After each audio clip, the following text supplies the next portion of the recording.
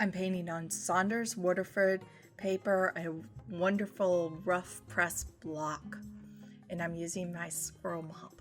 So I'm just dashing around, and this is a beautiful scene. I'm on a salt marsh. It's hot, so everything's drying really, really quickly, and it's pretty humid too because this is the South and humid starts, in the spring.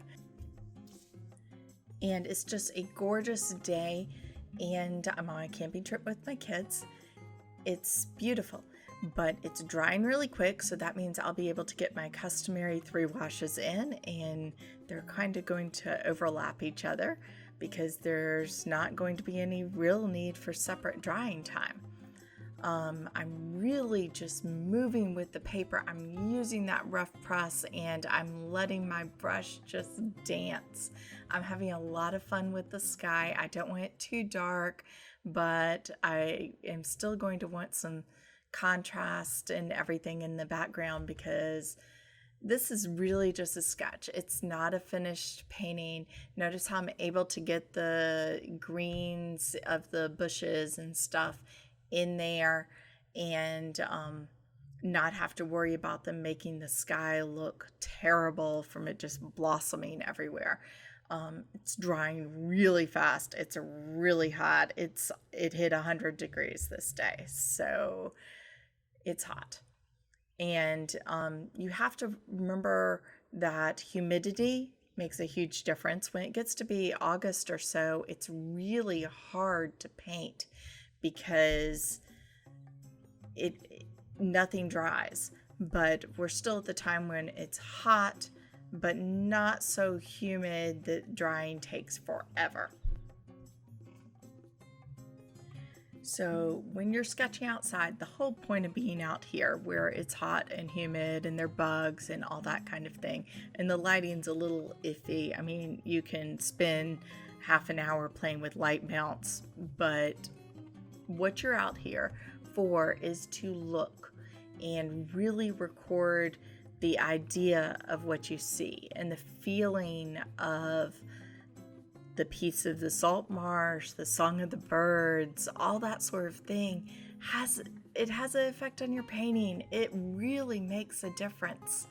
And this is the way that you get memories that will last forever in your head. You're not just clicking a camera, you're really looking at what you're painting and you're really experiencing all of it. And that's very important. I can't say how many students I have seen be in this gorgeous place and painting on location with all the, it's pleasant, but in some cases it's a pain or hot or whatever, cold. It's not ideal air-conditioned temperatures, but the point is you're really looking at this. I can't say how many students I've seen just look at their painting under these circumstances. And the point is not the sketch that you do. Anything you do outside, consider it's a sketch. Anything. It may end up being the best painting you've ever done. That would be wonderful. That's a huge bonus. But that's just a bonus. The point of being outside is that you are looking at what you're painting and you're constantly looking. Every couple strokes, you spend a few minutes looking at what you're painting. And it's going to change. The light is going to completely change throughout the day. So, plan on spending an hour at the very, very most. If you can get down to 15 minutes, that's great. That's possible when it's hot like that. That's why it's important to think about the temperature. Think, am I going to have to take an hour to do this painting because the painting is soggy and it's going to take forever to dry and I'm never going to be able to do those last finishing details? Or am I going to be able to do it right away? And I'll be able to whip this one out in 15 minutes and then I'll want to paint what's next to me. Or am I going to want to have 3 blocks going at the same time so that one can dry while I'm painting on the next? And it all depends on the situation. Okay, these these beautiful palm trees here, the palmettos. It's just gorgeous. And think about the silhouettes and the shadows and the light pattern. And that's very important too when you're thinking about the length of painting. How long will I be able to paint? The light pattern is going to drastically change within half an hour. No matter where you are, the shadows and light and all of that will change every half hour dramatically. In an hour, it's going to be practically unrecognizable. So paint fast when you're painting outdoors. And if something really appeals to you, go with your very, very first instinct. Don't worry about what you see half an hour later, because you planned out the painting and you thought about it, and you had a vision in your head. You saw what you were painting, and that's what attracted you to the scene. If you want to start a second painting and be painting on two paintings of the same scenes with the light a little bit different and what really appeals to you about the painting a little bit different, perfect. That's a terrific idea. Have a couple going at once. Take a picture and say, hey, I might want to do this in the final painting, and this didn't occur to me. But don't change your mind throughout the painting. That's how you end up with just a muddled mess. I'm using a mop. I use a mop or a squirrel brush, squirrel hair brush a lot of the times when I am painting on location, because I do not want anything too detailed. I may add a rigger at the end and a couple delicate strokes, but I'm getting the idea. I'm getting the brush strokes right, the color patterns right, all of that.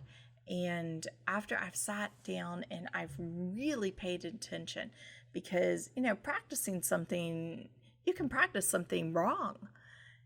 So this is all about intelligent practice, practicing sketching and really learning how to paint a scene, not painting a formula that you've already learned. This is about changing up your formula. So when you sketch, you should discover something new. I have never sketched. I've sketched lots of times where I ended up with lousy paintings. Most of the time, really. The odds for me on doing a wonderful painting are much less when I sketch. But I have never in my life spent a few minutes sketching and not learned something new about painting. And that's what it's all about, right? So I learn something new every single time I sketch, and you can't do better than that. I learn new things about the scene. I learn new things about the light and shadow on the trees here.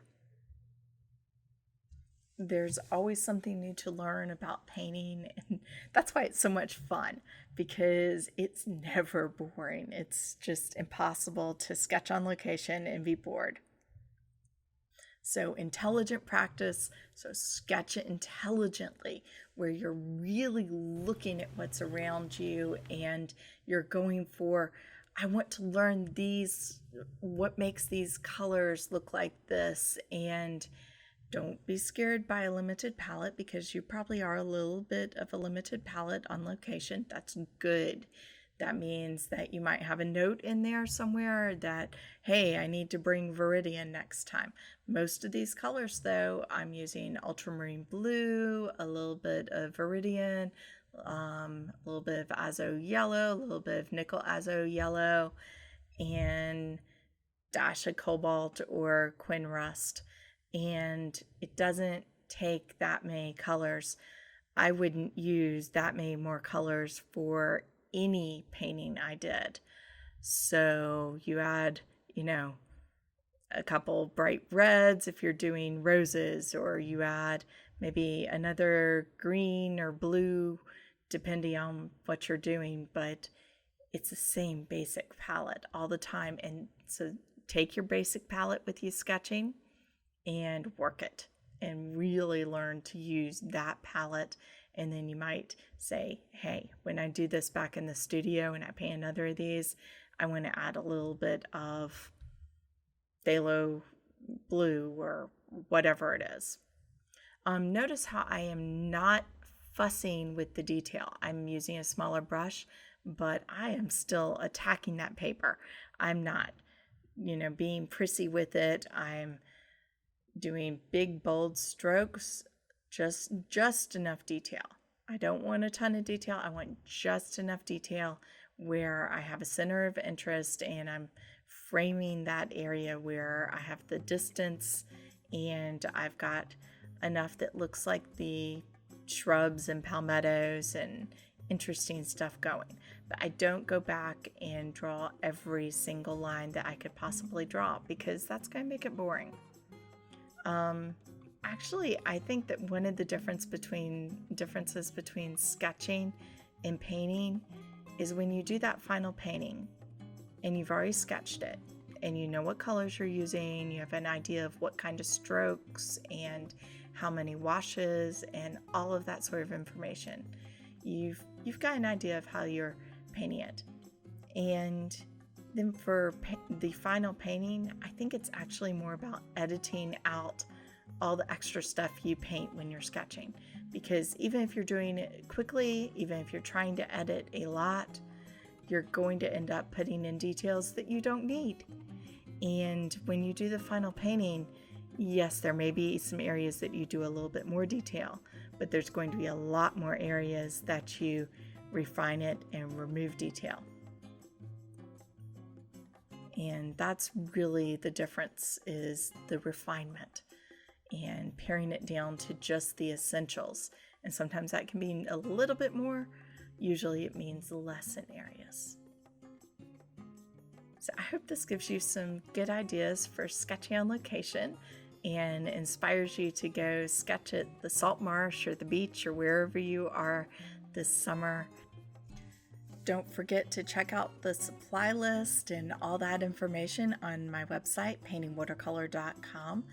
And I have lots more art tutorials there to inspire you. Thank you very much for watching and have a wonderful time painting. Happy painting!